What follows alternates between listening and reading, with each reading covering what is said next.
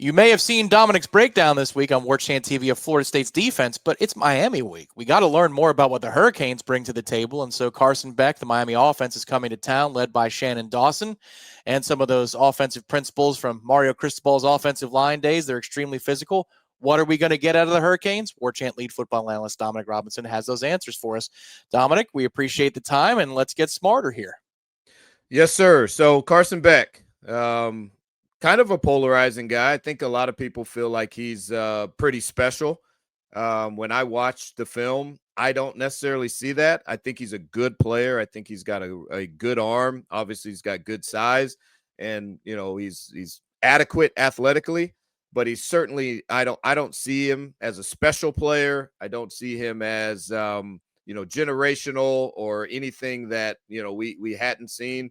And more importantly to us, I don't see him as unbeatable this Saturday at 7:00. So we'll look at, again, as I've told you guys many times, when I want to know something about somebody, I watch them third down. The first thing that you'll see here, and this is where I do think he does have a leg up on most quarterbacks, is he does have a good grasp of his system and protections. You will see him checking and changing protections consistently. You see him do that here in the empty. You see he's signaling to both sides. So he's calling route concepts on both sides. This isn't just a protection situation. He's letting these guys know what routes they're running on both sides. So that lets you know sort of just the brain that this guy has. I do think he's a smart player, and he's just not going to make a lot of negative plays. And that's probably what makes him so good and why everyone, talks so positively about him, is he keeps you out of negative plays. He's going to operate on time most of the time. And this is kind of where I say I don't see him as being all that special. You can see the protection he has. The offensive line is very good. This is a very good offensive line. It's going to be really hard to get pressure, on them by just rushing 4. Notre Dame really struggled when they rushed 4. They never got close. And so when you can go empty and stand in a pocket this clean, man, that's that's going to be really, really tough for a defense to get stops. And so, but I just look at the way he's delivering this ball to a guy that's pretty open. And, there's no reason why that ball should be thrown there. And I that was something that I don't see the accuracy. Again, you can see him showing checks to both sides. He's calling concepts on both sides. You can see him scanning the field, which is really good. And then just the ball that he delivers here. You just want to give your guy a chance to catch and run. Now, obviously, again, he's not putting the ball in danger. So you do love that. But, your truly special guys are going to put this ball in a place where this guy can catch and run. They go in a condensed formation. Now, this is an important one to watch because we will see this concept. They ran this multiple times in this game, and I do think that this is a concept that beats us on third down if we're going to send 5-man pressure. And all they're doing here is they're showing mesh, and some teams call this like mesh rewind or mesh whip. So it looks like you're going to run mesh. You get your rail from your Y right here instead of getting it from the back. So this is the tight end down here that's running. You're essentially running your rail. And these guys are showing mesh, sticking their foot in the ground and going out. And Miami ran this multiple times in this game and got good completions and give your guys, good opportunity for yak. It's almost impossible to guard as a secondary guy. Because I got to get in the hip pocket and run with the mesh. And if I don't run with the mesh, they're going to just run mesh. And if I run hard for the mesh, then this guy just sticks his foot in the ground and goes on the whip. So tough concept to beat. And again, it's also tough to get pressure on. You can see how quickly he's able to get this thing out. And, Notre Dame's rushing 5 here and nowhere close to getting home. Okay, here's another empty set. You can see they're going to chip with the Ys or the wings. So you're going from a 5-man protection out of empty to really a 7-man protection as these guys chip and then release. So you end up with 5 out, but 2 are out late. Again, that's going to be tough enough just to rush 4, but when you got to rush 4 against 6 and 7, it's going to be it's going to be a long night.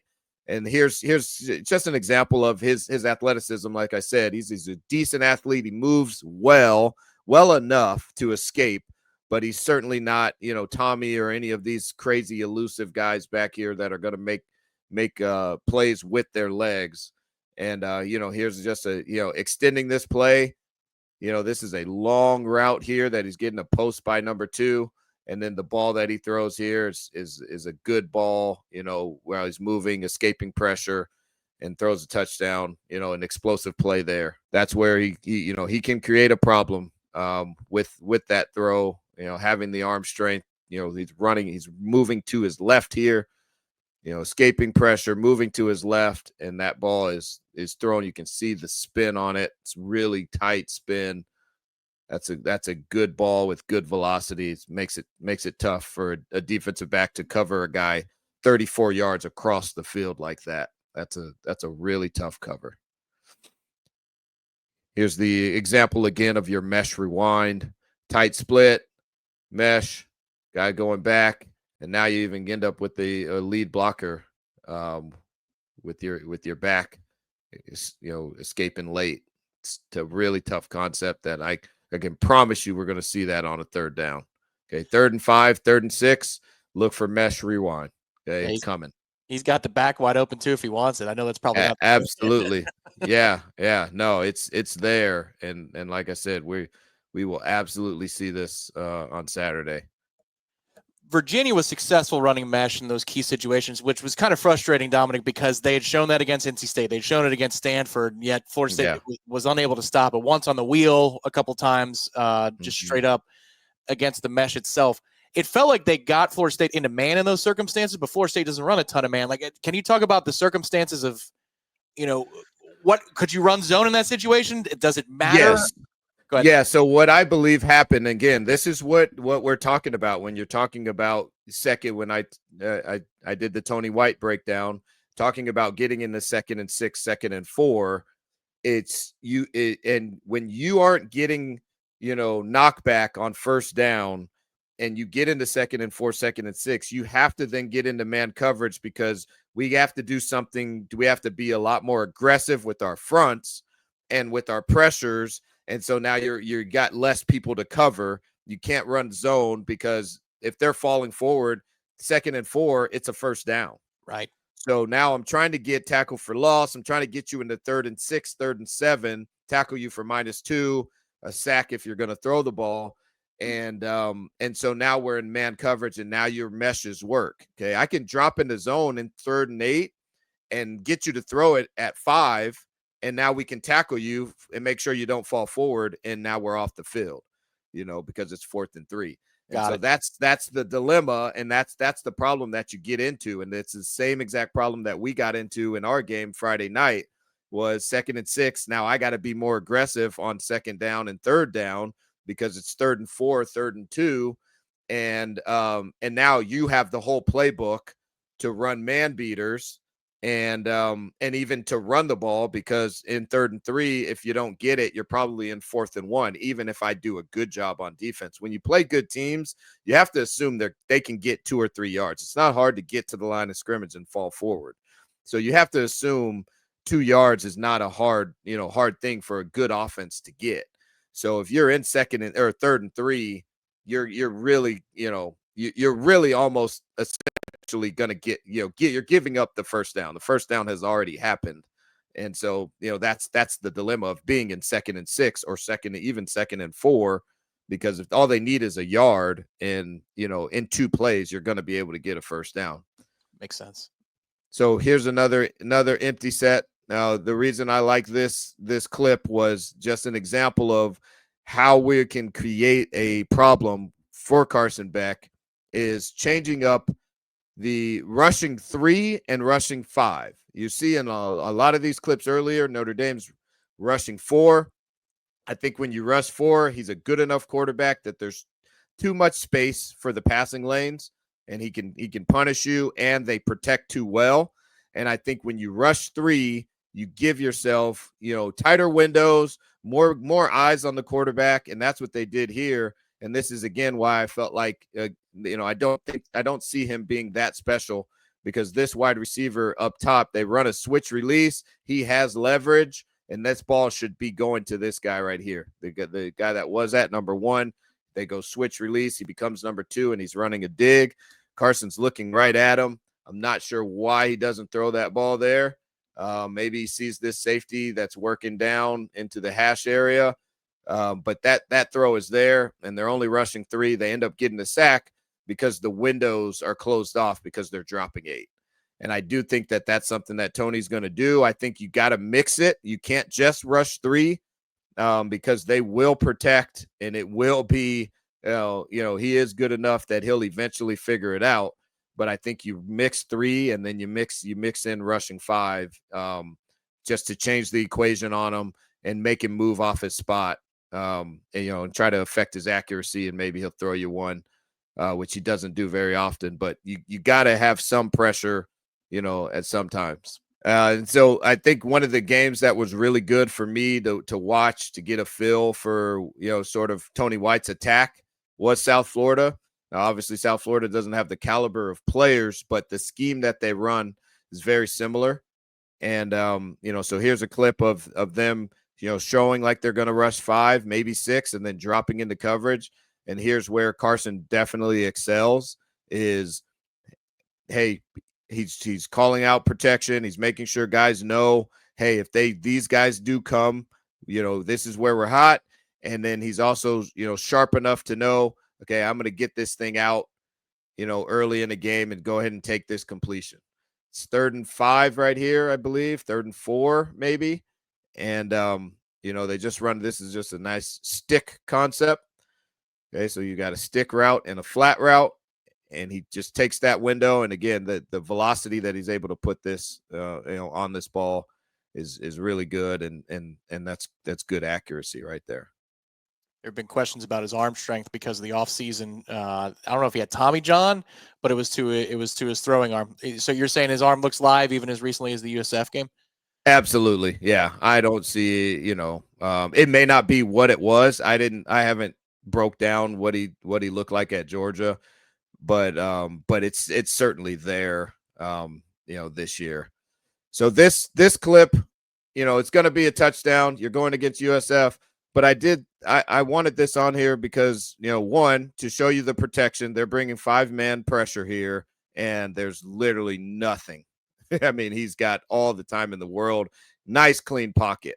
So this is, like I said, it's going to be a tough night in terms of getting pressure and affecting him and getting him off his spot. But the other thing that I noticed was just the timing of this. He is a little off here. He is a little late.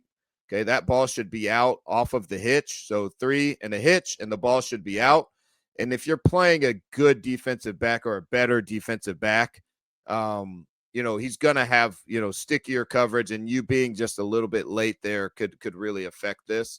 It doesn't happen here. Even if you watch the safety that's in the middle of the field, right now, that safety should be gone. He is completely telling you where this ball is going. His eyes, you can see his eye line. He's throwing this all the way. And this is why you have to be on time, because if this is Earl Little and he's anticipating that, and you're going to look here and you're going to you see him pat the ball and then throw it, that safety should be gone. At this point, there's no reason why this guy should be in the middle of the field. And so now he should be able to affect this throw. Let's just say he's on the hash when this ball is released. Now, this ball in the air, and now look at where the safety is right now. Okay, so just think about where he was when the ball was released, the distance. If he was on this hash, the distance between here and here is exactly the distance of where he's at when this ball is caught. Yep. This should be double teamed, and this ball should be out. Okay. And even this corner is able to recover, but not able to get it out. Okay. The receiver makes a good play on the ball, but I would be critical of this, if I'm his quarterback coach, or, obviously if I'm an NFL scout, I'm not loving the timing of this. And again, I'm not putting him in the special category where the guy's got timing, arm, athleticism, all of that. Then the last couple plays, I thought, again, just highlighting where I think you can take advantage of him. Again, this is a look very similar to something that, you'll see from Florida State with the two high safeties, and then, your 3 down linemen, and then your second level players, sort of showing pressure where you can't figure out, are they going to pressure, or are they dropping out? And they end up here, they're rushing 4, and then they're adding a guy. So you can see 4 guys rush as soon as the ball is snapped. And then this guy is responsible for the back. And when the back stays in, this linebacker is just going to add to this, so this ends up being like a 5-man pressure, essentially. So you're only releasing 3 out into the pattern right here. So everybody's covered up, pretty good. They've got man coverage, and they're playing too high, and they flush them. And then this is where I'm talking about the athleticism. If you have this with Tommy Castellanos, you love it. Tommy's going to win this 9 times out of 10. You have this with Carson Beck, and it's a tackle for 1-yard loss, And so, again, not to be overly critical of him, but he does get a sort of pass for his athleticism because he's, average, maybe slightly above average. And I believe he's a baseball player. He's MLB level baseball player or something when he was coming out of high school. So, he's obviously athletic, but there's nothing special in terms of if you can just hold up in coverage long enough and make him do this, you're going to get yourself in some advantageous positions. And then here's the last snap, 3rd and 10. Again, another shot where that looks very similar to an FSU defense with the 3 down front and a bunch of second level guys showing pressure and dropping out. Okay, here they rotate into a 2 high. They drop out everybody. They end up only rushing 3. A lot of tight windows. He's got to tuck the ball and run, and fall short on it on 3rd and 10. And again, actually, I'll go ahead and show the tight. So you can see just not a lot of windows. This is where I think is a good, but if you have this with Tommy, you like it, right? He's probably going to make that guy miss, pretty easy. That guy doesn't miss. And, they end up getting him to the ground. But I think those last 2 clips are a good example of sort of what you're going to see, or what you could see from Tony White in terms of how do you attack, a Carson Beck offense? What do you do to get him off his spot and then make him uncomfortable? You drop 8 and you close up those windows, and then you make him run, and then you send 5-man pressure and you flush him, and then you chase him down.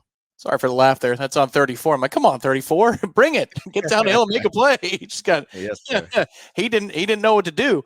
We appreciate the breakdown as always, and this is something that we'll be watching. Of course, Miami is going to be running the football a lot, but if you can win on those situations, these are all the concepts that you have to circle. Be alert as you're watching in the stands or you're watching on television. How many times has Florida State only rushed 3? Honestly, before this breakdown, I would have thought that should be maybe like an Ephus pitch, a once-in-a-while changeup. But I could see it after this, Dominic. That might not be a bad idea to mix in a little bit more than just once in a while, because it looks like if the predetermined read is not there, it'll take him an extra half second, and there's almost not quite a panic reflex, but it's definitely different than the in-rhythm look you see from Beck so often. Absolutely. Again, it's less about us and so much more about those 5 guys up front are protecting their butt off. I mean, those guys are really doing a good job. I don't know much about Notre Dame's front, so I know Notre Dame's having a tough year, so I can't speak for the talent, but I can say that I know Florida State's front from last week. I watched plenty of them. And so what that film tells me in combination with this film is trying to rush 4 is not a proposition that you want to try to be winning over and over. That's just it's not going to be winning football. You're going to have to drop an extra guy and then you're going to have to rush 5, on occasion, because I just don't think that you're going to be able to get any sort of pressure in terms of the concepts they're going to run. Again, it's not necessarily about you. It's more so about what they're going to run, which they're going to get it out of his hands. And then, when they're not getting it out of his hands, they are going to do a really good job of protecting him. And we don't want those windows to be open, because he is good enough and dangerous enough that he can do some damage downfield. If you feel like you learned something today watching this breakdown, be sure to check out all of Dominic Robinson's breakdowns. They're available right here on Warchant TV. There's a playlist dedicated to every one of them. You can go back, take a look at Gus Malzahn's offense, Tony White's defense, breakdown from earlier this week of what happened from Florida State on the road at Virginia. It's all there. Hit the thumbs up. Subscribe to the channel. It is absolutely free. All right, Dominic, I feel better about this game, more prepared about it. Let's go get us a win on Saturday. Love you guys, man. See you Saturday.